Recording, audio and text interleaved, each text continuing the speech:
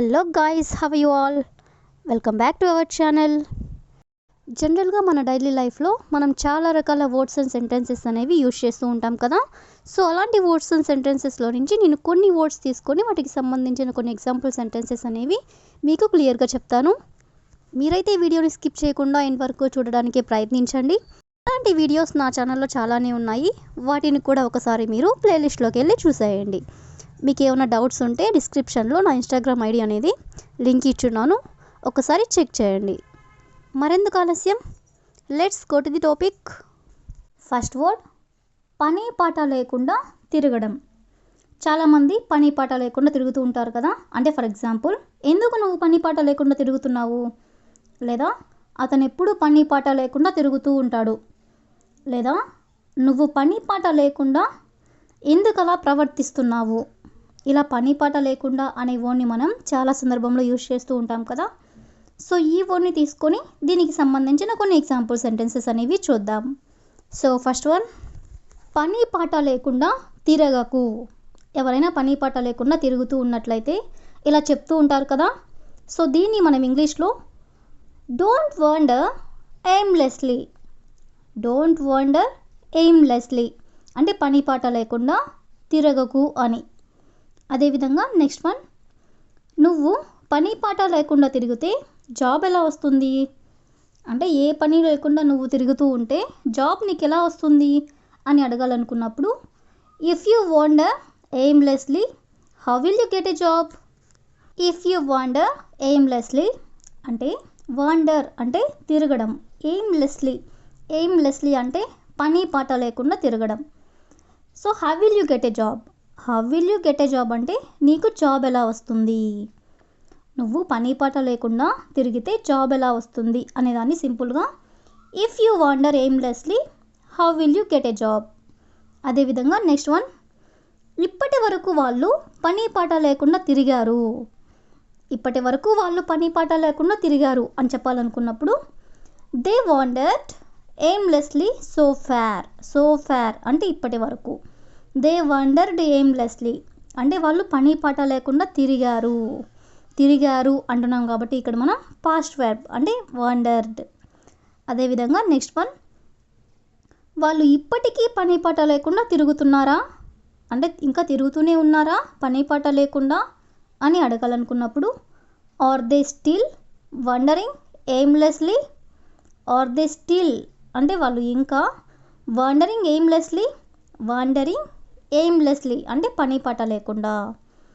అదేవిధంగా next one, ఆమె పని పాట లేకుండా తిరుగుతూ సమయం వృధా చేసింది.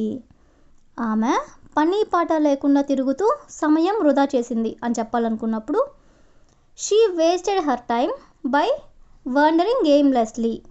షీ వేస్టెడ్ హర్ టైమ్ అంటే ఆమె టైం వృధా చేసింది. ఎందుకని చేసింది, పని పాట లేకుండా తిరుగుతూ. So by wondering aimlessly. అదేవిధంగా నెక్స్ట్ వన్, నువ్వు పని పాట లేకుండా ఎందుకు తిరుగుతావు. దీన్ని మనం ఎగ్జాంపుల్గా చెప్పుకున్నాం కదా. దీన్ని ఇంగ్లీష్లో why do you wander aimlessly. Why do you wander aimlessly అంటే నువ్వు పని పాట లేకుండా ఎందుకు తిరుగుతావు అని. అదేవిధంగా నెక్స్ట్ వన్, అతను ఎప్పుడు పని పాట లేకుండా తిరుగుతాడు. అతను ఎప్పుడు పని పాట లేకుండా తిరుగుతాడు అని చెప్పాలనుకున్నప్పుడు, he always wanders aimlessly. He always అంటే అతను ఎప్పుడు, వండర్స్ ఎయిమ్లెస్లీ అంటే పని పాట లేకుండా తిరుగుతాడు అని. సో ఈ విధంగా మనం పని పాట లేకుండా అనే వర్డ్ని తీసుకుని దానికి సంబంధించిన కొన్ని ఎగ్జాంపుల్స్ అనేవి చూసాం కదా. నెక్స్ట్ వర్డ్ చూడండి, చేయనివ్వడం లేదు, లేదా చెప్పనివ్వడం లేదు, లేదా అడగనివ్వడం లేదు. అంటే ఫర్ ఎగ్జాంపుల్, నువ్వు నన్ను ఏమీ చేయనివ్వడం లేదు, లేదా నువ్వు నన్ను ఏమీ చెప్పనివ్వడం లేదు. ఇలాంటి సెంటెన్సెస్ని కూడా మనం చాలా సందర్భంలో యూజ్ చేస్తూ ఉంటాం కదా. సో ఈ వర్డ్ని యూజ్ చేసుకొని మరికొన్ని ఎగ్జాంపుల్స్ అనేవి చూద్దాం. సో ఫస్ట్ వన్, నువ్వు నన్ను ఏమీ నేర్చుకొనివ్వడం లేదు. నువ్వు నన్ను ఏమీ నేర్చుకొనివ్వడం లేదు అని చెప్పాలనుకున్నప్పుడు, you are not letting me learn anything. You are not letting me learn anything అంటే నువ్వు నన్ను ఏమీ నేర్చుకొనివ్వడం లేదు అని. అదేవిధంగా నెక్స్ట్ వన్, నువ్వు నన్ను ఏమీ కొననివ్వడం లేదు. నువ్వు నన్ను ఏమీ కొననివ్వడం లేదు అని చెప్పాలనుకున్నప్పుడు you are not letting me buy something, అంటే నువ్వు నన్ను ఏమీ కొననివ్వడం లేదు అని. అదేవిధంగా నెక్స్ట్ వన్, నువ్వు నన్ను ఏమీ చూడనివ్వడం లేదు అని చెప్పాలనుకున్నప్పుడు you are not letting me watch anything, you are not letting me watch anything, అంటే నువ్వు నన్ను ఏమీ చూడనివ్వడం లేదు అని. అదేవిధంగా నెక్స్ట్ వన్, నువ్వు నన్ను ఏమీ చదవనివ్వడం లేదు అని చెప్పాలనుకున్నప్పుడు you are not letting me read anything, అంటే నువ్వు నన్ను ఏమీ చదవనివ్వడం లేదు అని. అదేవిధంగా నెక్స్ట్ వన్, నువ్వు నన్ను ఏమీ తిననివ్వడం లేదు, నువ్వు నన్ను ఏమీ తిననివ్వడం లేదు, అంటే you are not letting me eat anything, you are not letting me eat anything, అంటే నువ్వు నన్ను ఏమీ తిననివ్వడం లేదు అని. అదేవిధంగా ది లాస్ట్ వన్, నువ్వు నన్ను ఏమీ అడగనివ్వడం లేదు, నువ్వు నన్ను ఏమీ అడగనివ్వడం లేదు.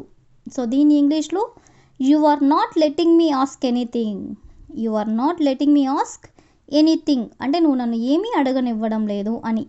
సో ఈ విధంగా మనం కొన్ని ఎగ్జాంపుల్స్ అనేవి చూసాం కదా. నెక్స్ట్ వర్డ్ చూడండి, ఏమీ లేదు. ఏమీ లేదు అంటే నథింగ్, నథింగ్ అంటే ఏమీ లేదు. అంటే ఫర్ ఎగ్జాంపుల్ తినడానికి ఏమీ లేదు, లేదా చెప్పడానికి ఏమీ లేదు, లేదా అడగడానికి ఏమీ లేదు. ఇలా ఏమీ లేదు అనే వర్డ్ని యూజ్ చేస్తూ కొన్ని ఎగ్జాంపుల్స్ అనేవి చూద్దాం. సో ఫస్ట్ వన్, ఇవ్వడానికి ఏమీ లేదు. ఇవ్వడానికి ఏమీ లేదు అనేదాన్ని there is nothing to give, there is nothing to give అంటే ఇవ్వడానికి ఏమీ లేదు. అదేవిధంగా నెక్స్ట్ వన్, నేర్చుకోవడానికి ఏమీ లేదు అని చెప్పాలనుకున్నప్పుడు there is nothing to learn, learn అంటే నేర్చుకోవడం, నేర్చుకోవడానికి ఏమీ లేదు అంటే there is nothing to learn. అదేవిధంగా నెక్స్ట్ వన్, చదవడానికి ఏమీ లేదు, చదవడానికి ఏమీ లేదు అనేదాన్ని there is nothing to study, there is nothing to study అంటే చదవడానికి ఏమీ లేదు. నెక్స్ట్ వన్, రాయడానికి ఏమీ లేదు అనేదాన్ని there is nothing to right, there is nothing to right అంటే రాయడానికి ఏమీ లేదు. అదేవిధంగా నెక్స్ట్ వన్, చూడడానికి ఏమీ లేదు, చూడడానికి ఏమీ లేదు అనేదాన్ని there is nothing to watch, watch అంటే చూడడం, there is nothing to watch అంటే చూడడానికి ఏమీ లేదు. అదేవిధంగా నెక్స్ట్ వన్, అడగడానికి ఏమీ లేదు. దీన్ని మనం ఎగ్జాంపుల్గా చెప్పుకున్నాం కదా. సో దీని ఇంగ్లీష్లో there is nothing to ask, ask అంటే అడగడం, అడగడానికి ఏమీ లేదు అంటే there is nothing to ask. అదేవిధంగా నెక్స్ట్ వన్, చెప్పడానికి ఏమీ లేదు అనేదాన్ని there is nothing to say, there is nothing to say. అదేవిధంగా ది లాస్ట్ వన్, తినడానికి ఏమీ లేదు అనేదాన్ని there is nothing to eat, there is nothing to eat. So ఈ విధంగా మనం ఏమీ లేదు అనే వర్డ్ని కూడా తీసుకొని కొన్ని ఎగ్జాంపుల్స్ అనేవి చూసాం కదా. So that's all for today. I will ask you a question for you. ఒప్పించడానికి ఏమీ లేదు, ఒప్పించడానికి ఏమీ లేదు. So if you know this one in English, please you can comment in the comment section. Thank you for watching.